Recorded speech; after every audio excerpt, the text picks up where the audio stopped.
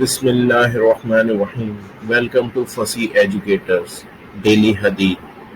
ہم سے محمد بن عبداللہ ذہلی نے بیان کیا، کہا ہم سے سعید بن ابی مریم نے بیان کیا، کہا ہم کو مغیرہ بن عبدالرحمن نے خبر دی، کہا مجھ سے ابو الزناد نے بیان کیا، ان سے ارج نے، ان سے ابو ہریرہ رضی اللہ عنہ نے کہ رسول اللہ صلی اللہ علیہ وسلم نے فرمایا کہ بلا شبہ قیامت کے دن ایک بہت بھاری بھرکم موٹا تازہ شخص آئے گا، لیکن وہ اللہ کے نزدیک مچھر کے پر کے برابر بھی کوئی قدر نہیں رکھے گا، اور فرمایا کہ پڑھو فَلَا نُقِيمُ لَهُمْ يَوْمَ الْقِيَامَةِ وَزْنًا، قیامت کے دن ہم ان کا کوئی وزن نہ کریں گے۔